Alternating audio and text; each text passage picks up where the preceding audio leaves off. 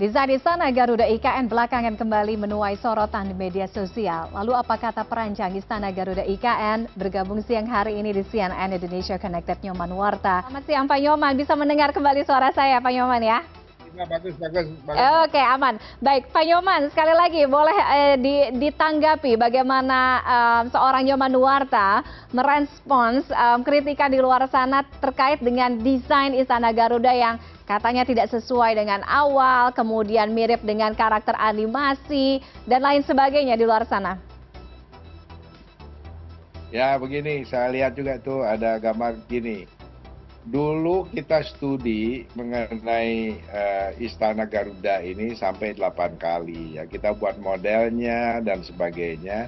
Kemudian kita pilih yang paling pas itu seperti yang sekarang Anda lihat di jadinya itu ya di istana sekarang. Begini, itu ada proses alami dari bahan yang kita pakai yang namanya kuningan. Kuningan itu akan teroksidasi oleh cuaca yang ada di IKN. Itu namanya proses patina. Proses patina ini terhadap kuningan itu akan berubah menjadi warna hijau ke biru-biruan, jadi toska, kurang lebih seperti itu. Tapi memerlukan waktu. Nah, kita sekarang bantu mempercepatnya. Biasanya logam seperti ini, kalau alam 100% dibiarkan mengolahnya, ya, itu memerlukan waktu katanya dari buku-buku itu 15 tahun. Nah, kita bisa proses percepat, proses patina ini dengan alam, ya, dibantu mempercepat. Nah, ini kita sedang lakukan, mudah-mudahan nanti setelah Agustus ini sudah bisa lebih mendekati warnanya. Nah, kebetulan begini, bilah-bilah ini kan terdiri depannya itu kuningan, di sekat-sekatnya itu dari logam yang namanya perforated. Logam tahan cuaca, ya, yang kemudian kita buat menjadi perforated, ada bolong-bolong. Maksudnya apa? Maksudnya adalah supaya satu, mengurangi berat, ya. Kedua, bolong-bolong ini atau perforated ini menciptakan angin sepoi-sepoi masuk ke ruangan dalam dari patung tersebut, khususnya di bagian sayap. Nah, karena sayap itu akan menjadi ruang tunggu tamu-tamu presiden. Nah, itu kurang lebih dia seperti skydeck begitu, melayang di ketinggian 30 meter. Karena lokasi dari istana ini adalah bukit dan bertebing gitu ya. Nah, ini dibuat dengan struktur baja tahan cuaca. Ya, warnanya begitu. Nanti alam akan berubah dalam setahun 2 tahun, dia akan berubah warnanya mengarah kegelapan kalau strukturnya ya. Okay. Kalau depannya tadi tambah hijau kebiruan. Itu, Mbak.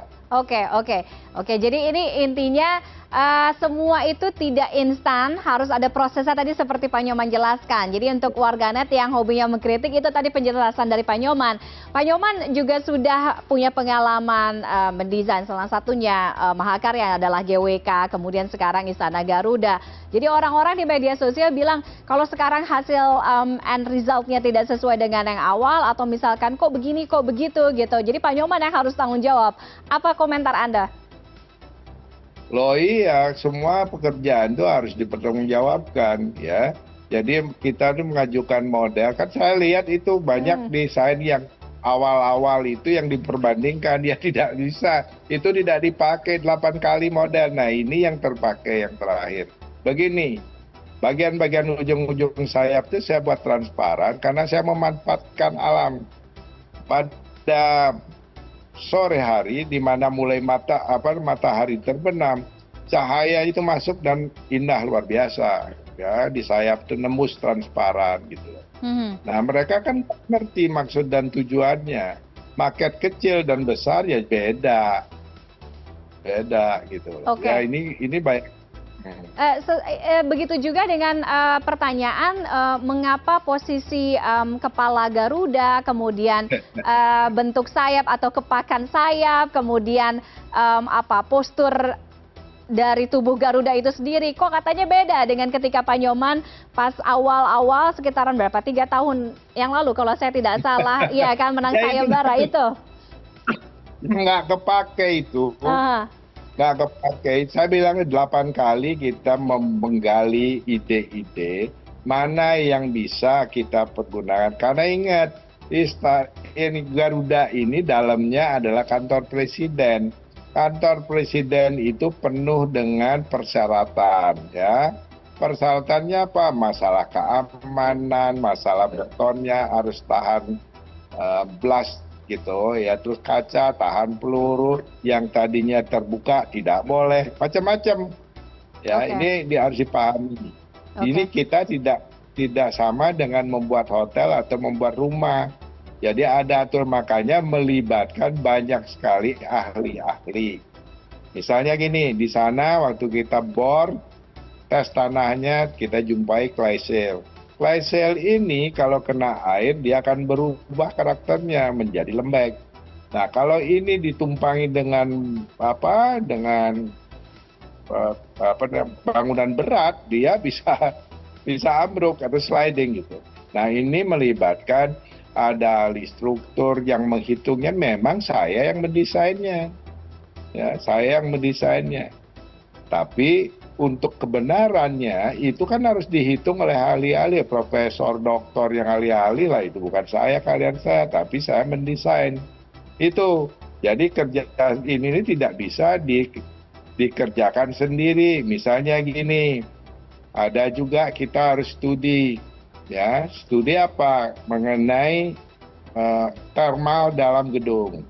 Itu teman saya ahlinya namanya Repano, ya. Repano yang kalau nggak salah dia tinggal di Semarang ya. Jadi dia ahlinya itu dia mau pakai software namanya Smart Geometry. Itu untuk mengetahui panasnya ruangan. Nah, karena kita ingin di ruangan bagian sayap itu akan ada hutan dari bawah. Nah, hutan dari bawah memerlukan celah-celah cahaya yang masuk, jadi lumennya harus pas supaya tanaman bisa hidup. Jadi ruang tunggu ini akan menjadi nyaman, di bawahnya ada pohon, atasnya nanti akan digantung-gantung pohon gantung gitu ya. Okay. Jadi pasangannya seperti masuk ke alam tropis gitu, ke hutan tropis. Oke. Ya. Jadi itu kenapa kita lebarkan sedikit ini supaya cahaya masuk, kalau nggak kan nggak hidup tanamannya. Gitu. Oke. Pak Nyoman, tahapan demi tahapan sudah dilakukan sampai dengan akhirnya boleh kita bilang hampir rampung, dan juga akan siap digunakan sebentar lagi Istana Garuda di IKN ini. Dari ketika Pak Nyoman awal membuat sketch gitu ya, sekitar 3 tahun lalu menang sayembara sampai dengan hari ini, melihat pengerjaan itu semua, Anda puas dengan apa yang Anda bikin sekarang? Ya, seniman sih sebenarnya nggak pernah puas ya. Seniman kalau puas ya berhenti. Jadi kita selalu punya mimpi yang lebih gitu. Jadi kalau sekarang kita nilai kita yang penting kita bisa selesaikan dengan baik, dengan segala risikonya. Satu, karya ini harus bisa bertahan cukup lama, karena ini istana, mengurangi renovasi, karena nanti sulit mengadakan renovasi di sana karena banyaknya tamu-tamu agung yang datang ke sana. Kan izinnya susah sekali gitu. Nah, itu udah kita pikirkan kenapa kita begitu. Kedua, tadi saya jawab dulu, saya kelewat tuh. Kenapa Garuda itu kelihatan menunduk ya, dari mana dulu? Ya ini patung ini kan sebenarnya ini Garuda ini kan melayang deh gitu. Makanya pakan sayapnya itu ada. Tapi kemudian kita olah menjadi lebih simpel. Kan nggak bisa. Karena ini gedung, kita ingin gedung istana ini masih tetap gedung.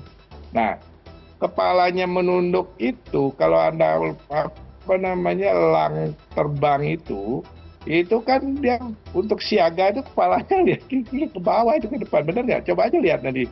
Kan Google banyak itu, tanya aja mah Google itu. Itu. Oke, oke. Jadi kita harus dengan siaga. Oke, terakhir singkat saja Pak Nyoman, Anda merasa bahwa pengerjaannya ini terlalu singkat tidak? Saya tidak tahu apa ya, apple to apple apa tidak ketika Anda mengerjakan GWK waktu itu berapa lama prosesnya? Oh, GWK itu kan pakai uang sendiri. Iya, berapa lama waktu itu? GWK itu bukan punya negara, bukan punya pemerintah, bukan punya Pemda, punya kita sendiri. Kemudian baru kita jual. Oke, Ya. ketika Nggak ada bantu. Istana Garuda waktunya hanya sekitaran 3 tahun, menurut Anda terlalu sempit tidak? Nggak 3 tahun loh. Ya, GWK ini 11 bulan kontrak saya kok. Nah ini 11 bulan. Kita sudah jauh-jauh hari di Bandung tuh setelah menyelesaikan membuat bila-bila sebanyak 4.650 bila. Kita bawa ke Sepaku di sini di workshop kita untuk di setel koordinat-koordinatnya. Kan masing-masing berbeda koordinat. Ya. Nah itu kita setel sini menunggu struktur baja itu. Karena struktur baja ini semua custom, tidak ada bisa beli di toko. Itu bedanya. Jadi jangan nanti harus lihat di dalam suasana dalamnya, strukturnya seperti apa. Kita buat seindah mungkin juga gitu loh ya, seseni mungkin. Jadi nanti ya nggak bisa beli di toko ini. Nah waktunya 11 bulan pelaksanaan ya, ingat ya pelaksanaan 11 bulan. Nah, halangan yang terbesar di sini adalah hujan. Kalau hujan, HSE kita melarang kita naik, nggak boleh naik. Gitu. Nah, yang naik itu pun terbatas. Anak-anak yang berumur maksimal 36 baru boleh ke atas, itu aturannya. Nah, begitu hujan kita semua turun karena alat-alat kita pakai listrik semua. Baik. Berbahaya, kena petir dan sebagainya. Gitu. Oke, baik. Ya, mudah-mudahan hasilnya bisa dinikmati, dilihat oleh seluruh masyarakat Indonesia. Kado kemerdekaan juga ya, nanti 17 Agustus hari Sabtu depan. Terima kasih Pak Nyoman Nuarta bergabung dengan CNN Indonesia siang hari ini. Terima kasih.